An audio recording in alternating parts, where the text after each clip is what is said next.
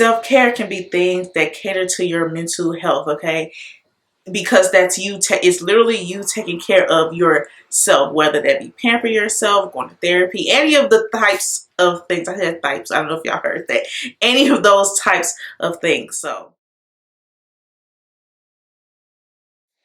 hey girl, hey, welcome back to my channel. I'm Sky.Onjahnae. If you are new here, I make faith, femininity, and self-development videos. If that's something you're interested in, then stick around, homegirl.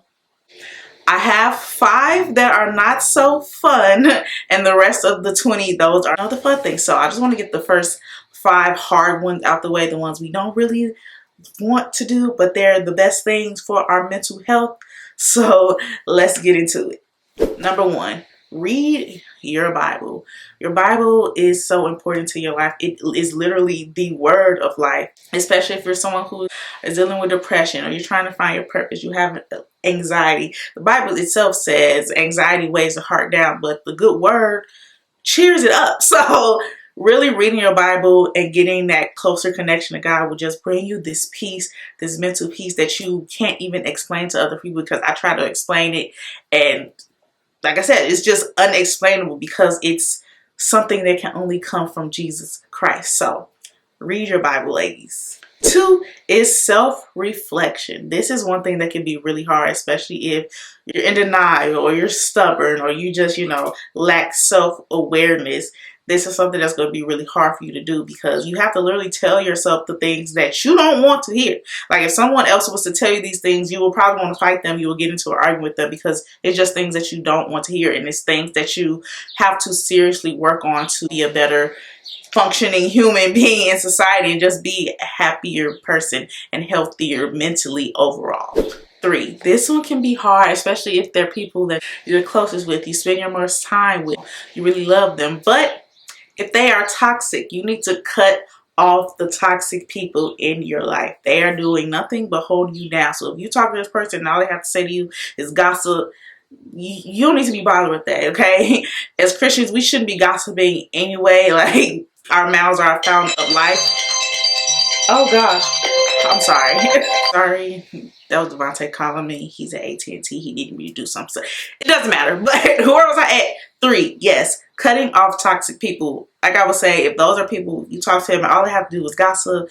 Like I said, our mouths are our fountain of life. We shouldn't be gossiping anyway. That's something we all should be working on, including myself. Like we should just not be gossiping. Also, if they just bring you down and they're always just negative, you don't have to deal with that. You can love them from afar, pray for them, and I'm not saying that if they're going through something mentally, then them being negative, but I'm talking about they never have anything good to say about people. They always look at the bad side of situation. Those type of people, like, you don't need those type of people. You don't need people who aren't cheering for you genuinely. You don't need those type of people in your life. So cut off the toxic people. Number 4, which is really hard for people, and I have a whole video on how to do this, but that is set boundaries and actually stick to them. The reason like people don't follow your boundaries is because you're too lax on your own boundaries. You let people walk all over you and your boundaries, and if you don't even respect them, how can you expect someone else to respect your boundaries? Okay, they won't. Okay, people will do what you allow them to do, and if you're constantly allowing people to disrespect your boundaries, they're going to continue to do it until you put your foot down and finally say, no, I am not accepting this. Okay, so the point of boundaries is to make sure the relationship is flourishing and it's best for both parties. Boundaries aren't necessarily just for you. Yes, they're for your mental health, but they're for the betterment of the relationship with you and whoever you're setting boundaries with. Number 5, this is something that I had to work on too, and it really has changed my mental in so many ways, but that is to speak positivity to and about yourself. Like, how many times do you make a mistake and you call yourself stupid or slow? Like, think about that. We do it unconsciously. It's just sometimes it's just in our language, in our thought processes to do, but you really need to work on that. You need to speak positivity. Like I said, our mouths are a fountain of life, and that's not just for other people. That is for us as well. We have to declare things over ourselves, and we have the power to do that, okay? So speak good about yourself. Think good about yourself. Don't call yourself stupid. Don't call yourself dumb, because you're not. Tell yourself you are beautiful. You are smart. All of these things you have that power to do that. It'll change your mindset and how you feel about yourself, and that will boost your confidence. Now that we got all the hard stuff out the way, let's get into the fun stuff, okay? And number 6 will be bubble bath. This is my favorite form of self-care, is taking a bubble bath, relaxing. I like to say I'm making Skylar stew because my bath water is so hot. I know that's not good for your skin, but listen, it feels good on me, so I do it. Switch it up. Like when I take my baths, I light a candle. Sometimes I'll play music. I'll dim the lights. I don't drink anymore, but I used to have a glass of wine. Now I still, will have a wine glass, but it might be juice or something in there. Things like that. You get eucalyptus plants and all of that to just make it feel like a spa. 7 is to rest. Do absolutely nothing. Take a nap. Okay? Sometimes, and especially in today's society, it's always about hustle culture, do. No. Listen, even God rested, okay? And he tells us to rest. We need to rest, be still, because when we're doing, you can burn out. And that's why science and all of this says that you have to have a certain amount of hours of sleep so you can perform at your best. So take a nap, rest, don't do anything, just chill. 8 will be to deep clean. Sometimes cleaning can be therapeutic. When we were kids, it's just like, ugh, I don't want to clean up. But now me, like, I like to clean. Like a fully deep clean, because they say cleanliness is next to godliness. But also sometimes my mind is so clogged up and it's so much going on in my mind, but when I clean, it's like I can breathe again. It's like a breath of fresh air from just doing a deep clean. If you feel the same way, let me know down in the comments so I can know I'm not the only one who feels this way. But yes, do a deep clean. Number 9, which we love, is beauty treatment. So go get your nails done, go get your feet done, get a massage, a facial, anything that you consider a beauty treatment for yourself, your lashes done, anything, do it. That's like my favorite thing about being a woman, that I can go get beauty treatments done and just beautify myself and just pamper myself, make myself feel good. So yeah, go get you some beauty treatments done. Number 10 is go to the gym. You don't even necessarily have to go to the gym, but do some form of exercise. Now, this may be hard for a lot of us, including myself, but when I was in the gym heavy, my mind did feel better. I had more energy. I'm trying to slowly get back in there. Going to the gym is a mental thing, and I have to mentally prepare for that. But I do know, because I've experienced it, how the gym can affect you mentally, how it can affect you physically. So work out, do something. 11 is solo dating. First of all, you don't have to wait until a man takes you or you go out with your friends to go take yourself out. You can get dressed, get yourself beautiful, and take yourself out, okay? It doesn't have to be anywhere expensive. You can take yourself to the park. You can take yourself on a picnic. You can just take yourself out to lunch. Go to the movies. Do something for yourself and with yourself. Alone time really helps us grow mentally and help us really learn ourselves. So take yourself out on the solo. 12, spend some time with your friends, your girlfriends. Like, go hang out with them, take the load off, catch up, laugh, smile, like just have a good time. A lot of times we can be so caught up in what we're doing and what we're working on, that alone time which is needed, that we forget that we have friends, and they too can also help us develop mentally. They can just be a breath of fresh air as well. So spend some time with your friend.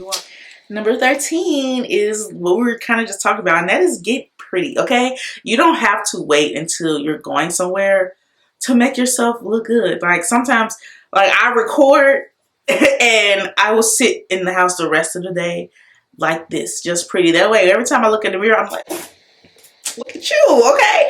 It makes you feel good mentally because you're seeing yourself looking good, okay? No, who doesn't want to see themselves look good? And when you look good, you feel good. 14 would be to take a class, like learn a new skill. You don't necessarily have to go to a class like me. I have a Skillshare account, and Skillshare is pretty much what it is. It's people sharing classes on certain skills you can do. A lot of mine are just like marketing and YouTube and social media, that type of stuff. But there are so many classes you could take on Skillshare. And this video is not sponsored. I actually accidentally forgot to cancel my membership, and I paid because I had a 30-day free, trial, and I forgot to cancel it. So now I have it for a year, and I actually really like it. So I might just continue to pay for it even after this year is up. But yeah, Skillshare, and you can go to Eventbrite, anything. Find classes. Find local classes that you can go take.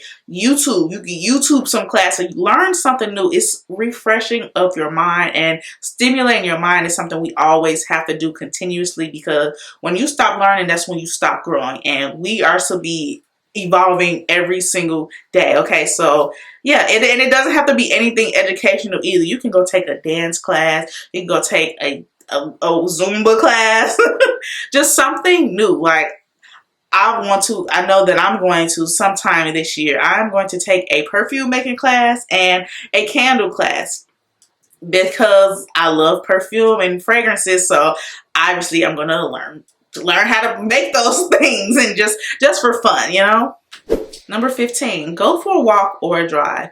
One thing that I love to do this with Devontae. We go, like, at night, we just drive down Lakeshore Drive. It's literally just a mental break.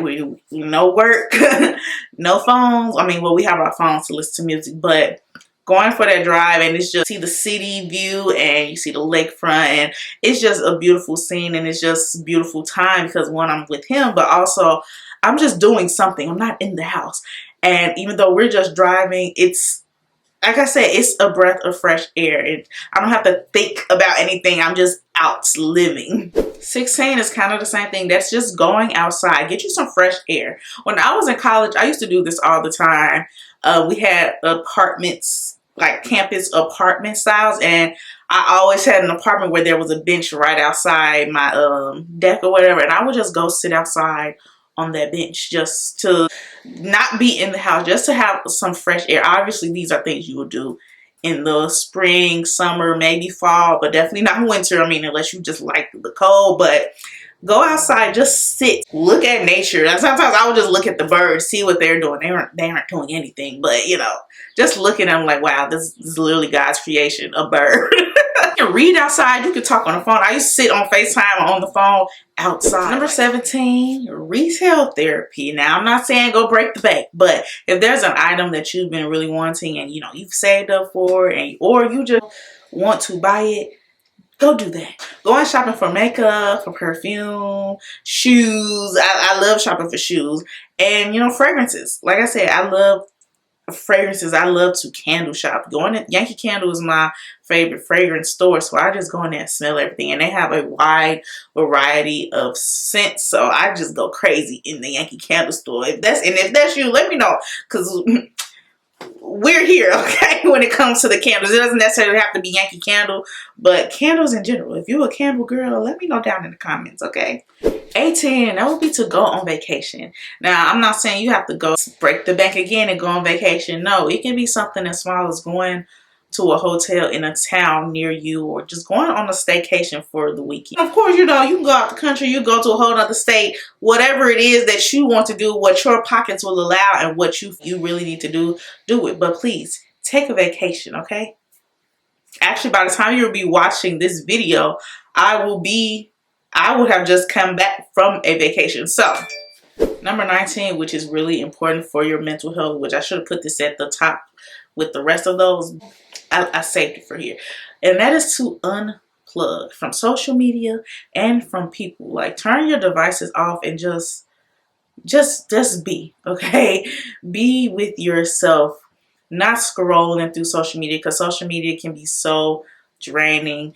Like, not talking to people about absolutely nothing. Be within yourself. Like, read, talk to yourself, get to know God, things like that. Just away from the masses and away from the world. Just unplug yourself from everything. Number 20 could be journaling, and it could be gratitude journals, it could be self-reflection journals, it could just be you just writing down things that's in your mind. If you're someone who's like me, who has a lot of stuff going on in her head, just write those things down to get them out of your mind. That was 20, which means we only have 5 more left. I'm hoping that you have really been liking this video so far. If you have, make sure you give me a thumbs up and hit that subscribe button. And since you made it all the way this far in this video, you might as well. But 21 will be doing something creative. One that activates your femininity. Okay, as feminine women, we are creative. We just naturally are more creative. We make things look naturally better. Okay, number 22 is to do something that you're afraid of. Now, I know this sounds like, girl, if I'm afraid of it, why would I do it? But the impact it will have on your mental to know that you conquered something is amazing. One thing that I was afraid to do is to, you know, put myself out there on social media, okay? But the topics that I've been talking about have really been resonating with people, and I love that so much.